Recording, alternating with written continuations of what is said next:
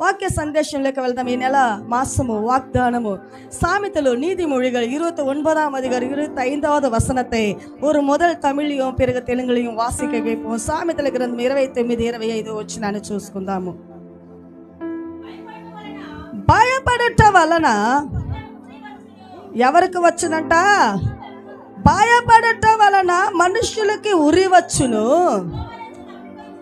యెహోవా యందు నమ్మిక ఉంచువారు, హల్లెలూయా, యెహోవా యందు నమ్మిక ఉంచువారే సురక్షితముగా ఉండును. సురక్షితం అనగా దానికి చాలా ఒక మధురమైన, ఒక స్వస్థమైన, ఒక స్ట్రాంగ్ అయిన ఒక మాట. సురక్షితం అంటే కాచే కాపుదల. ఒక కంపెనీకో, ఒక ఫ్యాక్టరీకో, ఏదైనా ఒక ఇంటికో, ఒక ఫ్లాట్కో వాచ్మెన్ ఉంటారు కదండి. వాళ్ళు ఎలా ఉంటారు? ఎవరు వస్తున్నారు, ఎవరు పోతున్నారు, కాపుదల, సెక్యూరిటీ. అవునా కాదండి? అంతే.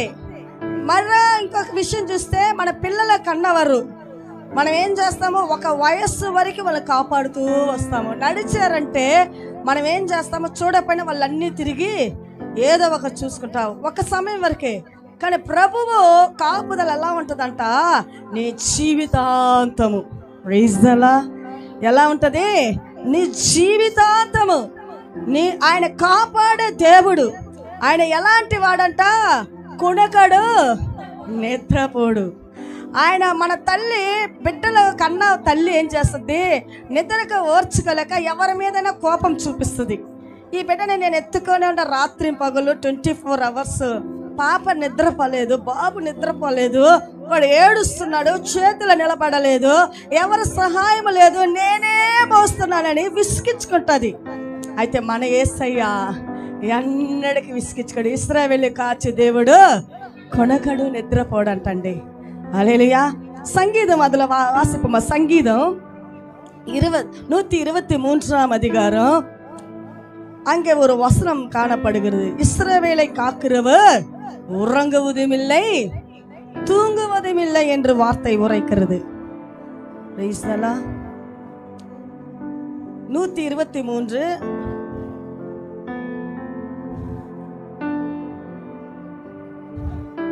4வது வசனத்தை வாசிப்போம். ఇశ్రాయేలును కాపాడువాడు, హల్లెలూయా, ఏం చేయడంట? కొనకడు. తల్లిదండ్రులు మరిచిన, నీ బంధువులు మరిచిన, తోబుట్టు మరిచిన, ప్రాణ స్నేహితులు మరిచిన, ఎలాంటి వారు మరచిన, నువ్వు దేవుడి సన్నిధిలో ప్రార్థన చేసి కంచె వేసావంటే ఆయన కొనకడు, నిద్రపోరు. మా ఫ్లాట్లో వాచ్మెన్లు ఉన్నారు. ఎదురుగా, మా ఇంటి ఎదురుగా ఫ్లాట్. ఆ వాచ్మెన్లు మాకంటే ముందే త్వరగా నిద్రపోతారండి. హల్లెలూయా. 10 కూడా కాకూడదు, 9కే లైట్లన్నీ ఆపేస్తారు. వాళ్ళేం వాచ్మెన్లు. హల్లెలూయా.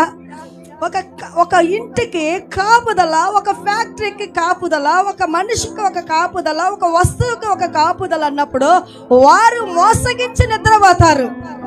కానీ ఇశ్రాయేలు అనే మనముల్ని కాచే దేవుడు అంట ఏం చేయడు? తమిళ వాసిపం அந்த வார்த்தை. இதோ இஸ்ரவேலை காக்கிறவர் என்ன பண்ணுகிறதில்லை? உறங்குறதும் இல்லை, ஆமென், తూంగుறதும். ఆయన నిద్రపోడు. ఎనీ టైం నిన్ను కాచి చూసే దేవుడు అండి. నువ్వు నడుస్తున్నప్పుడు కాచి చూస్తాడు, నువ్వు పడుకున్నప్పుడు నీ గదిలో, నీ ప్రక్కలో. అలాగే నువ్వు అలసిపోయి రోజంతా ప్రతిదినం ప్రార్థన చేసే అనుభవం నీకుండి, ఆత్మ అభిషేక అనుభవం ఉండి, దేవుడితో హత్తుకుపోయిన అనుభవం నీకుంటే, నువ్వు అలసి నిద్రపోతున్నా నీ హృదయం దేవుని స్తుతిస్తూ ఉంటుందండి. ఒకవేళ హృదయం కూడా మరిచినా సరే ఆయన నీ కొరకు విజ్ఞాపన చేస్తాడండి. నా బిడ్డ అనుదినం అనేకుల కొరకు ప్రార్థన చేస్తుంది. ఈరోజు తన శరీరాన్ని తనని మరచి అలసి నిద్రపోతుందని యేసు ప్రభువు మనమున్న స్థలంలో మనతో ఉండి ఆయన విజ్ఞాపన ప్రార్థన చేస్తాడు. హల్లెలూయా. ఎంత సహాయం కదండి. ఎంత ప్రాణ స్నేహితులైనా మన కాడ ఏదైనా ఉంటేనే ఆ స్నేహాన్ని పెట్టుకుంటారు. మన కాడ ఏ ఒక యూస్ లేదంటే వాళ్ళ స్నేహము హద్దులు కొచ్చుగా తగ్గిపోతుంటుంది. హల్లెలూయా. కాబట్టి ఇక్కడ చూస్తున్నాము, ఇశ్రాయేలు కాచు దేవుడు ఏం చేయడంట, కుణకడు నిద్రపోడు. ఎందుకు ఆ వాక్యాన్ని మనం చూడగలుగుతున్నామంటే, ఇక్కడ సామెతలు 29:25లో ఏం చూస్తామంటే, అక్కడ చూద్దాము, భయపడుట వలన మనుషులకు ఎవరికంట చూడండి, అపాయము కలుగుతున్నప్పుడు నువ్వు భయపడకూడదు. నీ ఇంటికి ఏ అపాయము ఏ తెగులు సమీపించదని దేవుడు వాగ్దానం చేశాడు కీర్తనల గ్రంథములో. ఉన్నదా? ఉంది. అందుకే ఇక్కడ అంటున్నాడు, భయపడట వలన మనుషులకి ఊరి వచ్చును, యెహోవా యందు నమ్మిక ఉంచువారు. ఇది మనకి సమయన మాస వాగ్దానము. భయపడుట వలన ఊరి వచ్చునంట. ఏమే ఉండదు. ఒక ఊరిలో అంటే, ఒక గ్రామంలో ఒక అతనంట, బాగా వినండి, చింతపండుని తమిళ్ ఏమంటారు, పులి. ఆ పులి చింతపండు మూట పెట్టుకొని తమిళ గ్రామాలలో పులి అని అమ్ముకుంటా పోతున్నాడంట. ఒక అతను బయటికి వచ్చి వేకునే ఉదయకాలని, ఒరే ఎవడో పులి అంటున్నాడు, భయపడి, పులి వచ్చింది మన పల్లెలోకి, పులి వచ్చింది మన గ్రామంలోకి, పులి వచ్చిందని భయపడి వెళ్ళిపోయారట. తీరా పులి అది 12 అవుతుంది, మధ్యాహ్నం అయింది. వండుకొని వాళ్ళు లేరు, తిన్నోళ్ళు లేరు, పండ్లకు వెళ్ళిన వాళ్ళు లేరు, అందరూ భయపడిపోయారు. లాస్ట్ చూస్తే వాడు ఆ మధ్యలో వచ్చి, ఆ గ్రామం మధ్యలోకి వచ్చి, పులి ఎన్నంగా இந்த ஊர்ல யாருமே இல்லையா வாங்குறவங்க. అప్పుడు అర్థమైందంట, పులి చింతపండు అమ్ముకోవడం పులి అని వచ్చినోడిని నిజంగానే పులే వచ్చింది. హల్లెలూయా. ఆ భయము మనిషిని ఏం చేస్తుంది, కృంగ చేస్తుందండి. జరిగే విషయం కన్నా భయం అనేది ఊరిలాగా. ఆ భయము దేవుడి బిడ్డలకు ఉండకూడదు. దేవుడి బిడ్డలు ఎప్పుడు ధైర్యం కలిగి ఉండాలా. అందుకే యెహోషువను చూసి చెప్తున్నాడు ప్రభువు. చదువుదామా? యోషువ எழுதின அதிகாரம் 1ஆம் அதிகாரம். நம் யாவரும் திறந்து பார்ப்போமா? 1ஆம் அதிகாரம் 3வது వచనத்தையும் 5வது వచనத்தை వాసిక కేపం. యోషువ రాసిన అధ్యాయము 1వ అధ్యాయము 3వ వచనం 5వ వచనం చూద్దాము. நான் மோசேவுக்கு சொன்னபடி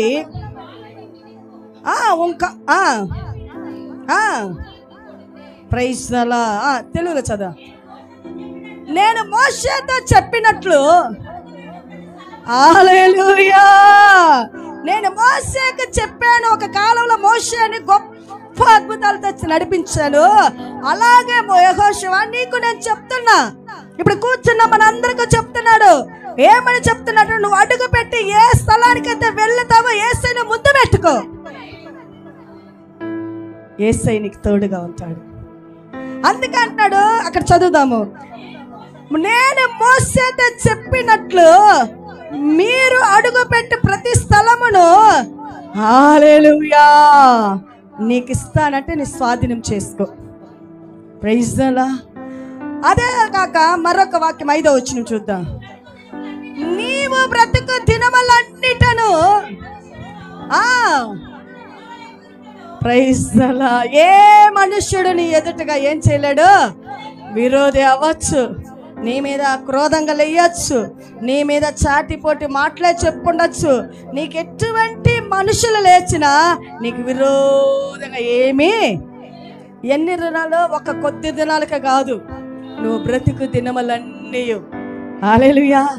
నీకు 70 వయస్సు ఉన్నంత వరకే కాదు, దేవునికి ఇష్టడుగా, ప్రియుడుగా, ఆయనకి నమ్మకస్తుడుగా, ఆయనకి సాక్షిగా నీ జీవితాన్ని దేవుడికని ప్రత్యేకించుకొని జీవించి చూడు. 70, 80 కాదు, 100 వయసు వరకు వేసే నీతో ఉంటాడు. ఆయన అంటున్నాడు, నువ్వు బ్రతుకు దినములన్నీ ఏ మనుషుడిని ఎదుట నిలవలేక ఉండును. ఎవరికి తోడైనట్లు, నేను ఎవరికి తోడైనట్లు, నేను మోసేకు ఎలాగున్నాడు తెలుసా? వెనక వైపు సైన్యం, ఇశ్రాయేలు ప్రజలు 6 లక్షల మంది. 6 లక్షల మందికి ఒక పూట అన్నం చేయాలంటే ఎంత కావాలండి? బియ్యము లెక్క చేయలేము, చూడలేము. ఆ 6 లక్షల మంది ప్రజలకే కాక గొర్రెలు, మేకలు, ఎద్దులు, ఒంటెలు, గాడిదలు, ఇంకా అన్ని పశువులు. మరి వాటికన్నిటికీ నీళ్ళు ఎక్కడో, మేత ఎక్కడో. కానీ మోసేని నాయకుడిగా పెట్టాడు. 6 లక్షల మంది ప్రజలకి ఎన్ని అద్భుతాలు చేశాడు. వారికి కావాల్సిన ప్రతి ఆహారాన్ని ఇచ్చాడు. అదే కాక వాళ్ళు నడిచింది ఎన్ని సంవత్సరాలు? 40 సంవత్సరాలండి మన వయస్సు. హల్లెలూయా.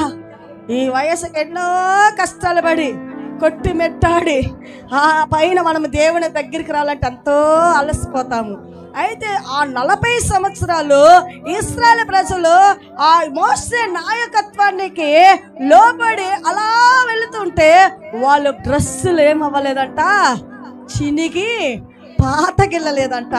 వాళ్ళ తల వెంట్రుకలు నరిసిపోలేదంట. వాళ్ళ పాదాలు అరిగిపోలే, వాళ్ళ చెప్పులు కూడా అరిగిపోలేదంటండి. ఎంత గొప్ప దేవుడు కదండి. 40 సంవత్సరాలకి నువ్వు ఎన్ని చెప్పులు మార్చుంటావు? ఆమె 3 మాసాలకు ఆ చెప్పులు తెగిపోయాయి. 1 మాసానికి కూడా ఈడ్చి నడిచే వాళ్ళు అంటారు.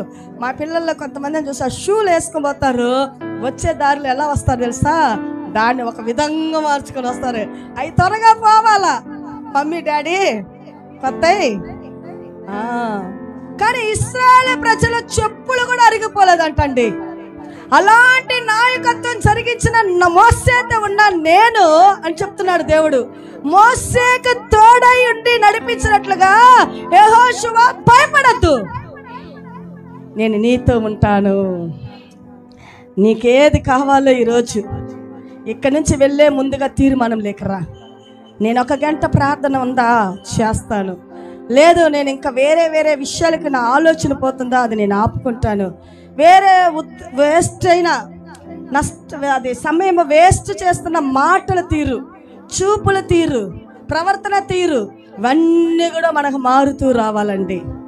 అప్పుడే ప్రభు నీకు మోసేకు తోడైనట్లుగా నీకు తోడైంది. నీకు కావాల్సిన నీ కార్యాలు, నీ ఇంటి కార్యాలు, నీ వ్యక్తిగత జీవితానికి, నీ బిడ్డల భవిష్యత్తులో మరి చక్కగా సుఖమయంగా మారుస్తాడండి.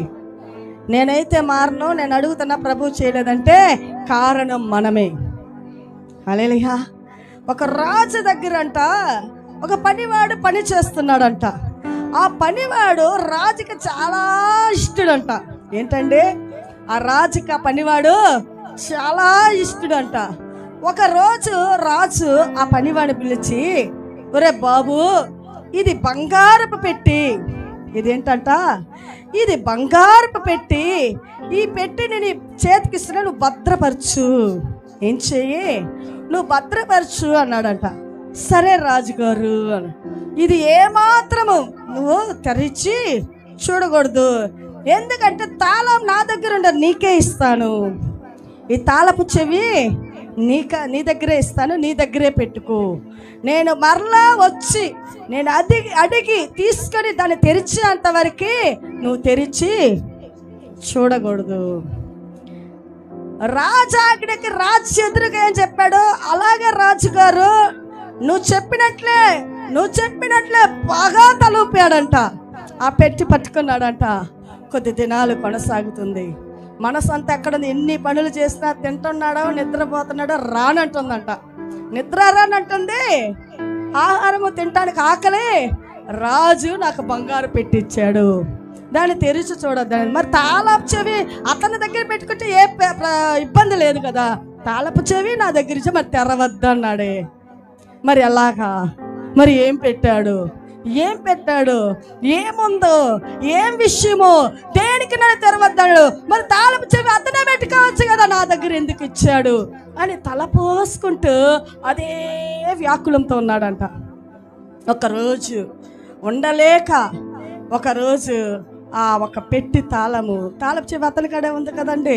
అతను ఏం చేశాడంట, తెరిచి మెల్లిగా తెరిచి ఇలా ఓపెన్ చేసి టప్పుని ఎగిరిపోయిందట పక్షి. హల్లెలూయా. ఏం ఎగిరిపోయింది? ఒక పక్షి ఎగిరిపోయేసిందంట. ఎగిరిపోయిన పక్షిని పట్టడానికి ఇతని వల్ల కాలేదు. అది ఎటు వెళ్ళిపోయింది, ఎటు చూడంగానే అది కనిపించలేదండి. అంటే ఎగిరింది, అలా చూస్తూనే ఉండి ఎట్టిపోయిందో దాన్ని పట్టుకొచ్చి మరలా పెట్టడానికి వీలు తన జీవితం అంతా కుదరదు. మరలా ఒకరోజు రాజుగారు అతను పిలిచాడు. ఏ రా బాబు రారా, నేను ఇచ్చిన పెట్టి తీసుకురా, నేను ఇచ్చిన పెట్టి తీసుకురా. బంగారం పెట్టి తాళపు చెవిని దగ్గరిచ్చాడు. ఏం తెరిచి చూసావా? అలా మాటకి ముందేం బాగా అయ్యా అట్టడే, అయ్యా అట్టడే అన్నాడు. ఈసారి అడుగుతుంటే ఇలాగే చూస్తున్నట్టు రాజుకి అర్థమైంది. నేను ఎన్ని మాటలు చెప్పినా, ఎన్ని విధాలుగా మాట్లాడుతున్నా తన చూపు ఏంటరా అలాగైపోయాడు. సరే ఎత్తురుగా తెరువురా పెట్టి, నీ చేతకుంటే తెరువు. తెరిస్తే ఆ లోపల ఏమీ లేదు, ఏమీ లేదు. ఎందుకు చెప్తున్నాను ఈ వాక్యములో ఈ విషయాన్ని? వస్తున్నావు పోతున్నావు, వస్తున్నావు పోతున్నావు. దేవుని వాక్యమనే దాచబడిన పక్షి పావురము నీ హృదయంలో ఉందా? ఉందా? వాక్యము నాటబడాలా, వాక్యము దాచబడాలా, వాక్యములను సరి చేయాలా, మన నోరుని కట్టాలా, మన తలంపులు మార్చాలా, మన చూపు మార్చాలా, మన ప్రవర్తన మార్చాలా, మన సమస్యలను మార్చాలా. ఆ వాక్యము నీలో లేకపోతే ఆ బంగారపు పెట్టి ఖాళీగా ఉన్నట్టే మన హృదయము. ఈ ఖాళీగా ఉన్న హృదయంలో లేనిపోయిన అలజడులు గలిబిలు వచ్చేస్తాయండి పిశాసి. Praise the lord. దేవుడి మాట ఎవరైతే తిరస్కరిస్తారో చాలా శ్రమల పాలవుతారండి. అందుకే ఇక్కడ చూస్తున్నాము. ఏమని చూస్తున్నాం? వాక్యము చదువుదామా? నీవు బ్రతుకు దినములన్నిటను ఏ మనుషుడును నీ ఎదుటగా నిలవలేడు. నేను మోషేకు తోడై ఉండినట్లు ఆమేన్ అని చెప్తున్నాడు. తర్వాత కింద ఏమంటున్నాడు? నిన్ను విడువను, ఎడబాయను, నిబ్బరము కలిగి. హల్లెలూయా. నిన్ను విడువను, ఎడబాయను, నిబ్బరము కలిగి ధైర్యముగా ఉండు. నా ప్రభు నా కొరకు చేస్తాడు. నా దేవుడు నన్ను చూస్తున్నాడు. నా దేవుడు నన్ను నడిపిస్తాడు. నా దేవుడు నాకు అది చేస్తాడు అని నిబ్బరము కలిగి ధైర్యంగా ఉండాలా. Praise the Lord. నిబ్బరం అంటే ఎలా ఉంటుంది తెలుసా అండి? ఎవరు ఎన్ని చెప్పినా, బ్రెయిన్ వాష్ చేసినా డోంట్ కేర్. వాళ్ళ నోటిని ఆపేయాలా. ఎందుకు మీరు చెప్తారు? నేను వెళ్ళే సంఘం నాకు ప్రభు ఖచ్చితంగా నాతో మాట్లాడుతున్నాడు, నన్ను కరెక్ట్గా ఆధ్యాత్మిక చిత్రాలు పోషిస్తున్నాడు, నాకు మంచి ఆహారాన్ని పెడుతున్నారు. కానీ మరి ఎందుకు ఇలాంటి మాటలు? మీరు కావాలంటే మా మందిరానికి రండి. ఏం చేయాలా? మనము ఏం చేయాలంటే ఆయన అంటున్నా నిన్ను విడువను, ఎడబాయను. దేవుడు అంటే ఎడబాయడు. అక్కడ చూస్తాం ఇశ్రాయేలు కాచు దేవుడు కొనకడు. ఇక్కడ అంటున్నాడు నిన్ను విడువను, నేను ఎడబాయను. విడువను అంటే హత్తుకుపోతాడండి, పట్టుకుంటాడు ప్రభు. అని ఎడబాసే దేవుడు కాదు. ఆయన నిన్ను చూసి ప్రియపడాలా, నీ మాటలు చూసి ప్రియపడాలా, నీ చూపు చూసి ప్రియపడాలా, నీ ప్రవర్తన చూసి ప్రియపడాలా. అప్పుడు నిన్ను విడువక ఎడబాయక నీతో ఉంటాడండి. Praise the lord. వ్యాధి నీకు రానే రాదు ఆయన నీతో ఉంటే. ఏ బలహీనత నీకు రాదు. Praise the lord. 9వ వచనం చదువుదాము అదే అధ్యాయంలో. நான் உனக்கு கட்டளையிடவில்லையா? చదువుదాం తెలుగు. నేను నీకు ఆజ్ఞ ఇచ్చి ఉన్నాను కదా, నిబ్బరము కలిగి ధైర్యముగా ఉండుము, దిగులు పడకము, జడియకము. Praise the Lord. భయపడకము. ఆయన ఎప్పుడు మన కాపుదల ఉంటుంది. అందుకే అన్నాడు కదా, వాక్యం సామెతల గ్రంథంలో అన్నాడు కదా, భయపడుట వలన ఊరి వచ్చును, యెహోవా యందు నమ్మిక ఇచ్చువారు సురక్షితముగా ఉండును. ఆ సురక్షితం అనేది ఇన్ని లిస్ట్ అండి. Praise the lord. నువ్వు భయపడద్దు అన్నాడు. ఆయన అంటున్నాడు నిన్ను విడువన ఎడబాయనన్నాడు, నేను మోసేకున్నట్లు ఉంటానన్నాడు, నువ్వు ధైర్యముగా నిబ్బరము కలిగి ఉంటాన్నాడు. ఇవన్నీ కూడా సురక్షితంలో ఇమిడిపోయిన మాటలు. ఆయన సురక్షితములో ఉన్నప్పుడు ఇవన్నీ మనకు జరుగుతాయండి. అందుకే ఇక్కడ అంటున్నాడు, నేను నీకు ఆజ్ఞ ఇచ్చి ఉన్నాను కదా. అంటే ఎప్పుడో నీతో చెప్పేసిన, నీకు వాగ్దానం చేసిన, నీకు ఆశీర్వాదాన్ని ఇస్తానన్నా, నిన్ను బలపరుస్తానన్నా, నీకు తోడొస్తానన్నా, నీకు కార్యం చేస్తానన్నా, అయితే నువ్వేం చేస్తున్నావు? సందేహిస్తున్నావు. ఆ సందేహాన్ని పారదోయ్. అందుకే అంటున్నాడు, నీకు ఎప్పుడో ఆజ్ఞ ఇచ్చి ఉన్నాను కదా, నిబ్బరము కలిగి ధైర్యముగా ఉండు. ధైర్యంగా ఉండు. గుండెలో నిబ్బరాన్ని తెచ్చుకో. కృంగిపోయి ఉన్నావా? దిగులు పడుతున్నావా? నా జీవితం వీళ్ళకి ఎలా కట్టుకోవాలని నువ్వు వేదనతో ఉన్నావా? యేసయ్య నిన్ను లేపి బలపరచుటకు శక్తిమంతుడు. Praise the lord. అందుకే అంటున్నాడు, ఆయన నిబ్బరము కలిగి, ఆయన అంటాడు ధైర్యముగా నుండుము, దిగులు పడకము. ఇంక పడింది చాలు దిగులు, చాలు. భార్య భర్తలు కూడా దిగులుతో బాధతో ఉంటారు. చిన్న చిన్న అలజడులు, చిన్న మనస్తాపాలలో నెలల కాలాల్లో ఎడబాపులు ఉంటాయి. అది చాలా తప్పండి. ఎన్ని అనుకున్నా ఎన్ని చేసినా ఏక శరీరం కదండి. ఒకవేళ వాళ్ళే ఏదైనా అనుకున్నా నువ్వేం చేయాలంటే, నా ప్రభు నాతో ఉన్నాడు, సత్పురుషుడు ఆయన నాతో ఉన్నాడు. మనం ఏం చేయకూడదు? ఒకరోజు అతన్ని యేసయ్య తాకుతాడు, నా ఎద్దకు తీసుకొస్తాడు. హల్లెలూయా. ఆ కఠినాన్ని విర్రగ కొడతాడు, నా దగ్గరికి తీసుకు. చిన్న చిన్న అలజడలు చిన్నయండి, అవి పెద్దగా తీసుకుంటుందండి అపవాది. మనసులో ఈగోని తీసుకొస్తుంది, వ్యసనాన్ని తీసుకొస్తుంది, అలాగే పగని పంతాన్ని తీసుకొస్తుంది, కక్షను పెంచొద్ది. ఆ ఈగో అనేది అపవాది. Praise the lord. నువ్వే అన్నావు కదా, అందుకే నేను ఇట్లా చేస్తున్నా అనేదే ఆ బ్యాలెన్స్ చేసి మాట్లాడే తెలివినిచ్చేది ఎవరు తెలుసా? అపవాది. నువ్వు ఎవరు సంబంధివి? నువ్వు దేవుడి సంబంధం కాదు. ఉన్నదాని కోపము మనస్తాపం ఉందా, అడుగు 4 మాటలు కోపాన్ని బట్టి మాట్లాడు, దాంతో తుడిచేసుకొని మళ్ళీ ఓ సమాధానపడు. దాన్ని పెట్టుకొని నువ్వు ఏం సాధించగలవు? నెమ్మది పోద్ది, సమాధానం పోద్ది, సంతోషం పోద్ది, ఐక్యత పోద్ది. నీ శరీరమే నీకు కృంగ చేసి వ్యాధులకు తీసుకొస్తుంది. Praise the lord. 1 ఇంచి నూలు పోగైనా, 1 నలుసైనా అది యూస్ అవ్వదు. దానివల్ల మనకి రోజంతా వేదనే, దిగులే, మనసులో ఏదో బాధ కలిగిపోతుంది. Praise the lord. కాబట్టి ప్రియమైన దేవుని బిడ్డలారా, ఇక్కడ చూస్తున్నాము, దిగులు పడకము, జడియకము, నీవు నడుచు మార్గములన్నిటిలో నీ దేవుడైన యెహోవా నీకు. నువ్వెక్కడికి పోయినా, ఎందుకంటే నా బిడ్డ ఇశ్రాయేలు కాచి దేవుడు కదా, నువ్వు ఎక్కడ ఉంటావు, నువ్వు అడవిలో ఉన్నా నీకు తోడుగా ఉంటాడు. హల్లెలూయా. నువ్వు పోని స్థలంలో ఎక్కడికి, ఆంధ్రాకి పోయినా, బయటూరుకు పోయినా, ఎటువంటి స్థలంలో ఉన్నా ఆయన నీకు తోడుగా ఉంటాడండి. Praise the lord. అదే సంగీతం 91 அதிகாரத்தை நாம் வாசிக்க கேட்போமா? முதல் வசனத்தை, సంగీతం கீர்த்தனలు 91. உன்னதமானவரின் மறைவில் இருக்கிறவர் யாருடைய நிழலில்? சர்வ வல்லவருடைய నిழలిல் తంగువా. తెలుగులో చదువుదామా? ఆమేన్. మహోన్నతుని చాటున నివసించు వాడే, అంటే ఆ మహోన్నతుడు అనేవాడే మన దేవుడు అండి.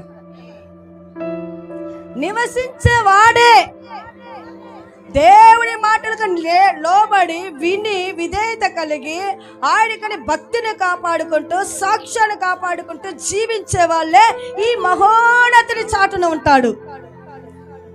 మహోన్నతుని చాటున నివసించు వాడే సర్వశక్తిని నీడను.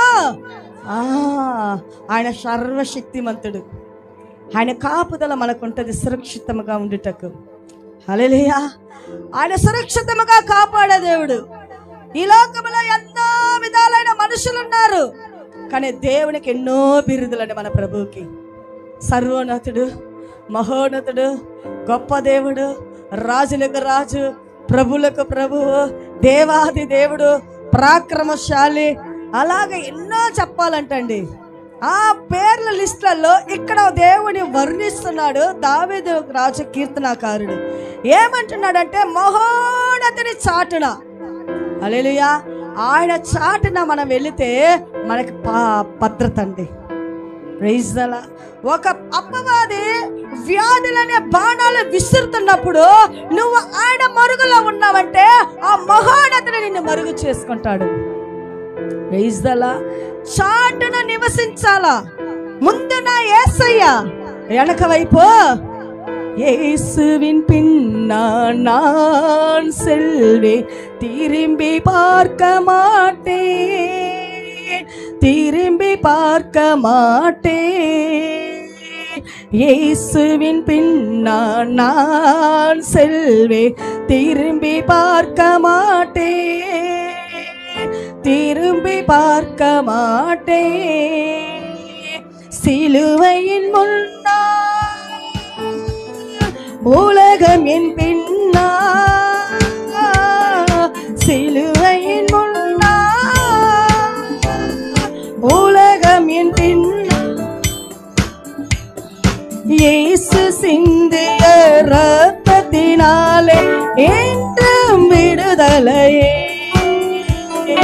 இயேசு சிந்திய ரத்தத்தினாலே என்றும் விடுதலையே. இயேசுவின் பின்னா நான் செல்வேன், திரும்பி பார்க்க மாட்டேன், திரும்பி பார்க்க மாட்டேன். இயேசுவின் பின்னா நான் செல்வேன், திரும்பி பார்க்க மாட்டேன், திரும்பி பார்க்க மாட்டேன். உன்னதமானவரின் மறைவிலே இருக்கிறவன் சர்வ வல்லவரின் நிழலில் தங்குவா. நம் இயேசு முன்னே அவர் పిన్నే ఆయన వెనక నేను ఉండాలా, ఆయన ముందు నాకు నడవాలా. Praise the Lord. యేసు ఎన్ మున్నే ఉలగం ఎన్ పిన్న. ఆయన నడిచానంటే నీ వంకర మార్గాన్ని, ముళ్ళ పొదని, వ్యాధులనే జీవితాన్ని, సమస్యలనే కార్యాలని అన్నిటినీ సరిచేసి చక్కపరిచి ఆ నీతి అనే అడుగుజాల్లో మనల్ని నడిపిస్తాడండి. Praise the lord. కాబట్టి ఇక్కడ చూస్తున్న వాక్యం ఏంటంటే ఆయన అంటున్నాడు, మహోన్నతుని చాటున నివసించేవాడే సర్వశక్తిని నీడన విశ్రమిస్తాడు. ఎవరంట?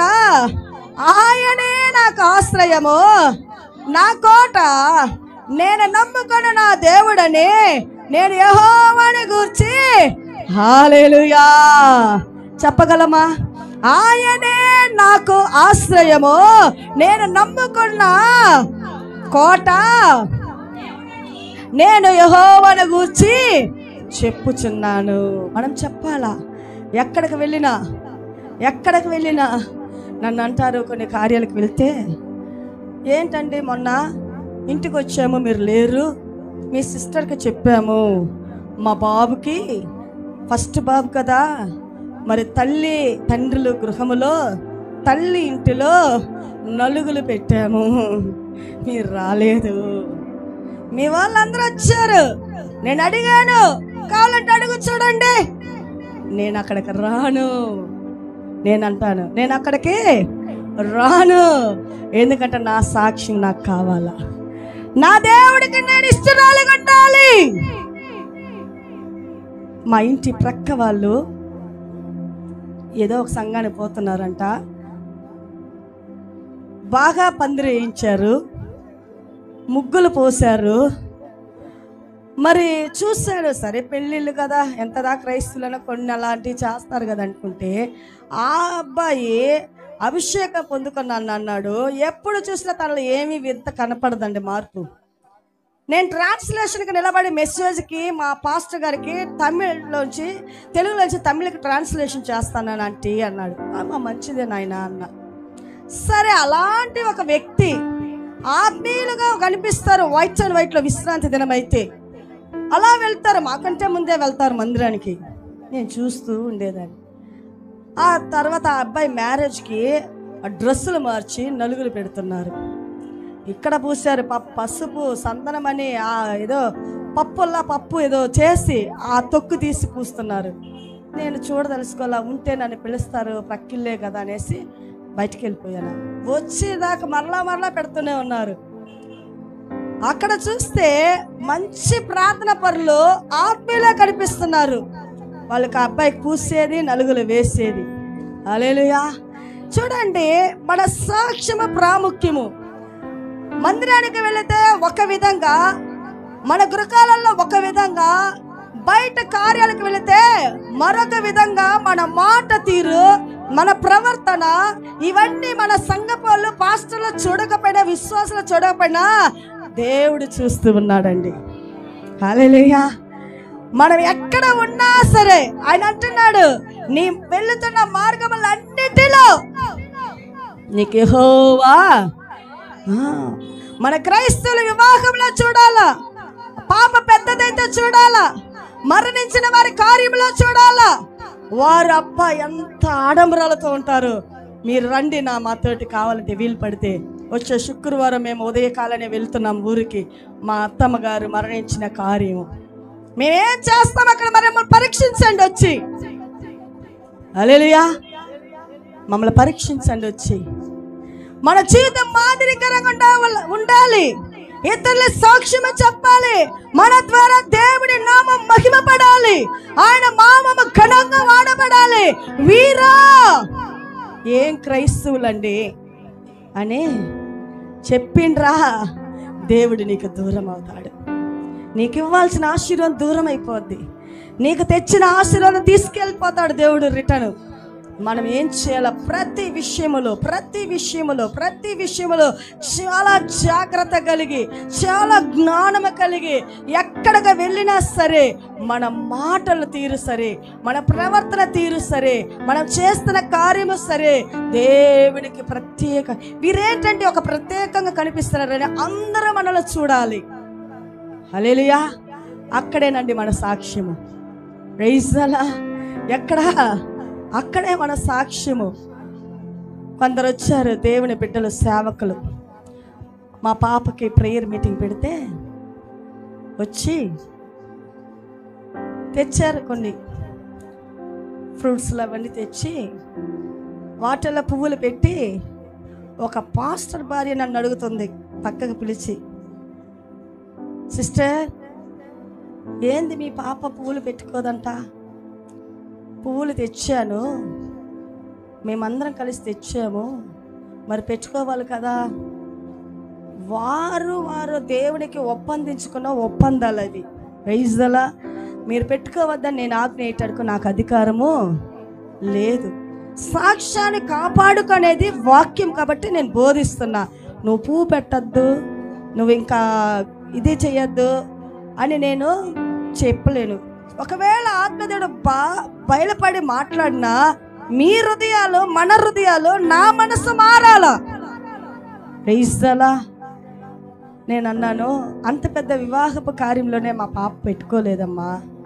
మీరు ఒక సేవకురాలివి, ఒక సేవకురాలు వచ్చి అడుగుతుంది, అలంకరించి పువ్వులు పెట్టలేదేంటి? Praise the lord.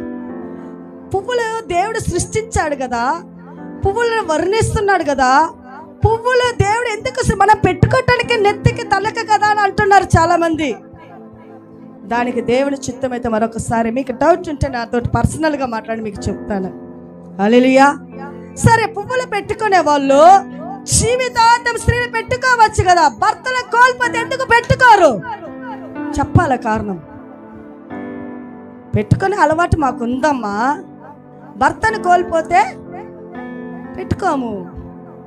వస్తా మనం ఏం తీసుకురాలా, పోతూ మధ్యలో వచ్చాయి. ఇది ఎప్పుడు వచ్చాయి? మధ్యలో. ఈ పువ్వులు పెట్టుకున్నా సరే, పెట్టుకోకపోయినా సరే, నీ ఆరోగ్యాన్ని బాగు చేయవు, నీ కష్టాలను విడిపించవు, నీకు నెమ్మదిని సమాధానాన్ని ఇస్తాయా? Praise the lord. కాబట్టి ప్రియమైన దేవుని బిడ్డలారా, ఎందుకు చెప్తున్నానంటే, మనది ఎంత పెద్ద కార్యాలు మనకు జరుగుతున్నా, మన కుటుంబంలో వైభోగంగా కార్యాలు విశేషంగా జరిగినా మనము అక్కడ సాక్షులుగా ఉండాలి. హల్లెలూయా. ఎక్కడ మన మొదటగా 100 మంది, 1000 మంది, 10,000 మంది, 1,00,000 మంది ఎదురుగా మనం నిలబడినప్పుడు అక్కడ ప్రభువు నామం మహిమపడాలి. మన ద్వారా ప్రభువు నామం మహిమపడాలండి. అందుకే ఇక్కడ వాక్యం చూస్తున్నాము. సామెతల గ్రంథము 29, 25 చదివాము. 22వ వచనాన్ని చూద్దాము. 22 நீதிமொழிகள் 29ஆம் அதிகாரம் 22வது வசனம்.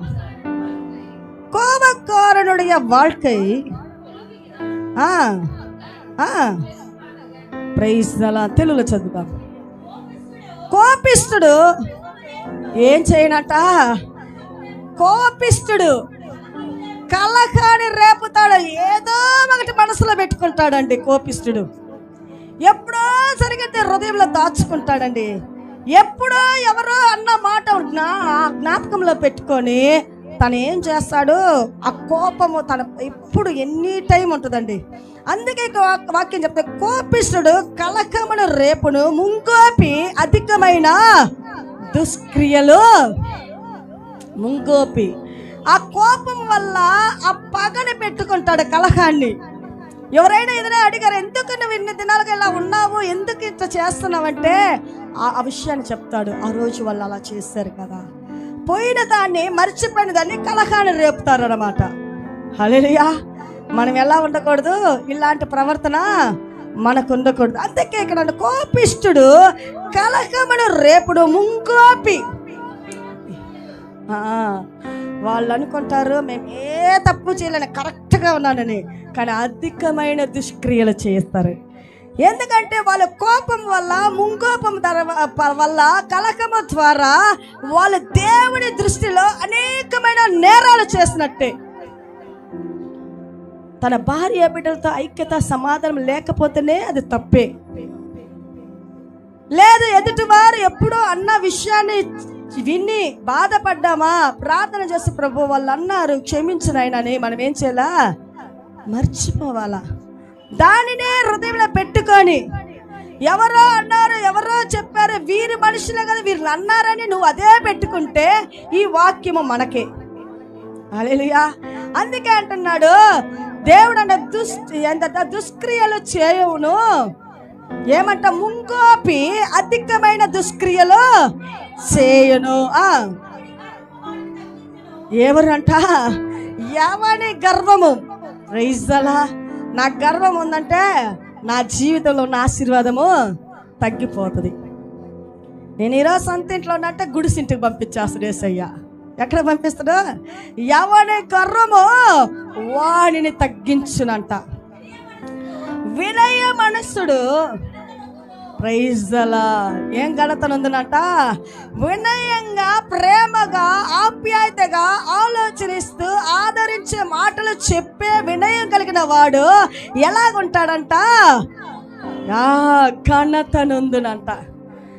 అతడు నీ ఇంటికి వచ్చాడంటే, ఆ స్త్రీ అటువంటి వినయం కలిగిన స్త్రీ మీ ఇంటికి వచ్చిందంటే, ఎంతో ఆలోచనలతో నిండిపడిన నీ కుటుంబము సమాధానం కలిగిందంటే, అతడు వెళ్ళినా సరే ఎప్పుడైనా నువ్వు అతని గురించి ఎవరి దగ్గర ఏమంటావు? అతడు వచ్చి మా ఇంటికి వచ్చి అడుగు పెట్టాడు, ప్రార్థిస్తాడమ్మా, ఎంత బాగా ఈరోజు మేము బాగున్నామంటే అది ఘనత. ఏంటండి?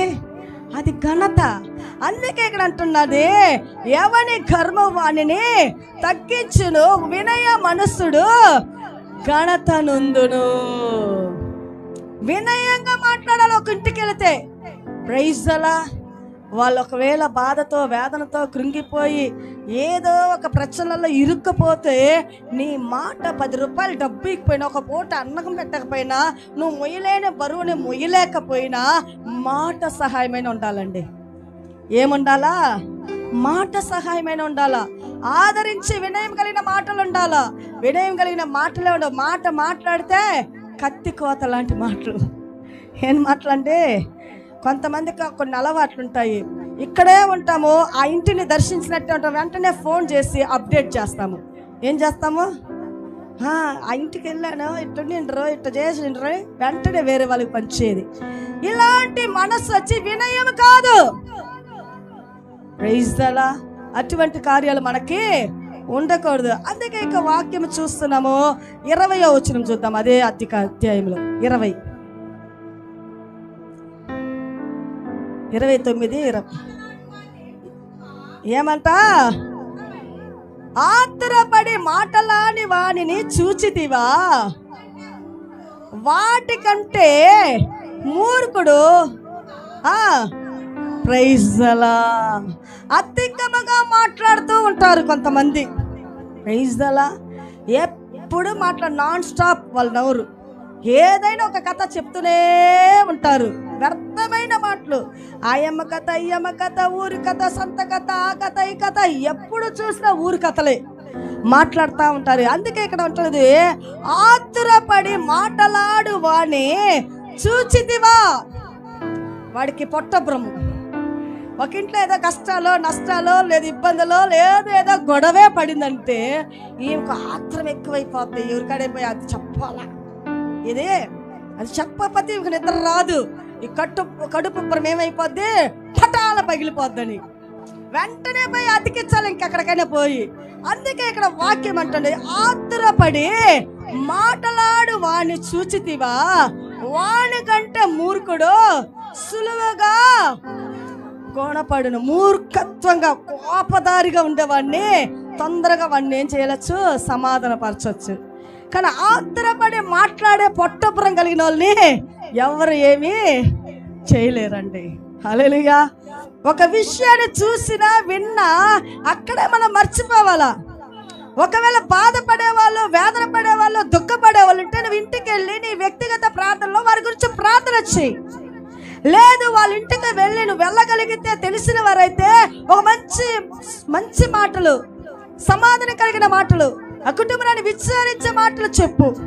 అవన్నీ ఉండదు. వీళ్ళకేముంటది, ఆత్రపడతారు. వాళ్ళు ఒకటి చెప్తున్నారో లేదు, వింటారో వినరు, తప్పుడు ఇంకోటి చెప్తూ ఉంటారు. నేను అప్పుడే అనుకున్నా, నువ్వెందుకు అట్లా తగ్గిపోయాలి కదా, వాళ్ళు అంత అడిగింది, నువ్వు అడగాల్సిందే. మా పిల్లలు అంటారు అప్పుడప్పుడు, నువ్వు అప్పుడే అడగాల్సిందే, నువ్వు అడక్క ఓర్చు కాబట్టి నీకు ఇంత కార్యాలు. వెంటనే స్పాట్లో అడిగి ఉండొచ్చు, నువ్వు మాట్లాడుండొచ్చు. ఒక్కోసారి గొడవ పెట్టుకుంటుందండి మా కుమార్తె. ఆతురపడి మాట్లాడకూడదు.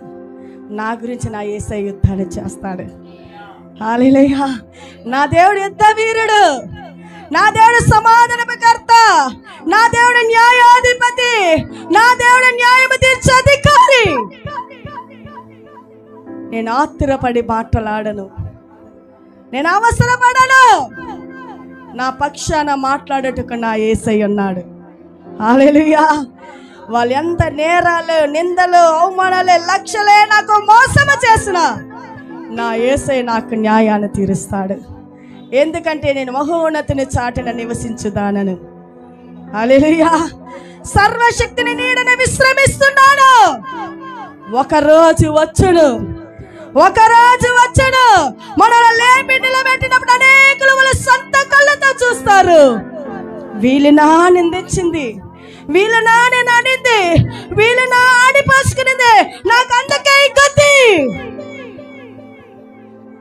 పడకలో ఉండి ఏడుస్తారు. యేసయ్య అప్పుడు మనల్ని పంపుతాడు. నువ్వు వెళ్ళు ప్రార్థన చేయి, నువ్వు చేస్తే నేను బాగు చేస్తాను. ఎవరైనా సరే అండి యేసయ్యకి ఇష్టలుగా ఉంటే మన పక్షాన్ని యేసయ్య యుద్ధాన్ని చేస్తాడు. అందుకే అక్కడ అంటున్నది వాక్యం సామెతల గ్రంథంలో 29:25 వచనంలో అంటున్నాడు, భయపడుట వలన ఊరి వచ్చును, యెహోవా యందు నమ్మిక ఉంచు వారికి. ఆ నమ్మకము మనకుంటే ఈ లోకాన్ని ఎన్ని నిందలు, అవమానాలు, పోరాటాలు, వ్యాధులు, ఎటువంటి కార్యాలు సంభవించినా నువ్వు భయపడవద్దు. ఆయన మీద నమ్మిక ఉంచు, ఆయన మీద నమ్మిక ఉంచు. నీ కొరకు యుద్ధ వీరుడు ఒకడు ఉన్నాడు. ఆయన దహించు అగ్ని. నిన్నంటుంటే చూస్తూ వేడిక చూసిపోయే మనుషుల్లాంటి దేవుడు కాదు. ఆయన రోషం కలిగిన దేవుడు. ఆయన ఎలాంటి దేవుడు, నా బిడ్డనా అంటవని రోషముతో లేస్తాడండి, రోషముతో యుద్ధం చేస్తాడు. ప్రైజ్ అలా.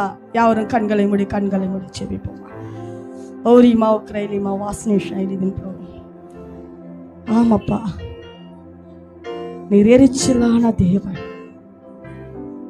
Praise the Lord Jesus. நீ நியாயத்தை விரும்புகிறவராயிருக்கிறீர், நியாயத்தை நடத்துகிறவராயிருக்கிறீர். நியாயத்தை செய்கிறவராயிருக்கிறீர். நீர் நியாயாதிபதி. Praise the lord Jesus mighty God. మనమందరం కళ్ళు మూస్తామా? మనకి నెమ్మదిని సమాధానం కలుగు చేసే దేవుడు మన పక్షాన ఉన్నాడు. మన జీవితాల సుఖమయమగా మార్చుటకు ఈ మాసంలో యేసయ్య నీతో నాతో మనందరితో మాట్లాడుతూ ఉన్నాడు. భయపడుట వలన ఉరి వచ్చును. యెహోవా యందు నమ్మిక ఉంచువారు సురక్షితముగా ఉండెదరు. వారు సురక్షితముగా ఉంటారు. వారికి ఎటువంటి హానికరమ కలగదు, ఎటువంటి సమస్య రాదు, ఎటువంటి కార్యాలు జరగవు. ఎందుకంటే నేను నమ్ముకున్న నా కోట, నా దేవుడు, నా ఆశ్రయమైన దేవుడు, నాకు ఆధారమైన దేవుడు నా Yesayya. Yes my holy power the lord Jesus mighty God. అవును తండ్రి, నీ ప్రజల నెమ్మది కొరకై ఆనాడు ఐగుప్తి రాజు ఆజ్ఞని మార్చావు. ఈరోజు నా బిడ్డల విశ్వాస బిడ్డల కుటుంబాలలో నెమ్మదిని సమాధానమైన ఆశీర్వాదాలని మీరు దయచేయండి. వాళ్ళని ఆశీర్వదించండి. మా బిడ్డల కుటుంబాలను మీరు దీవించండి నాయన. అవును తండ్రి, మీరు తప్పితే మాకెవరయ్యా ఈ లోకంలో?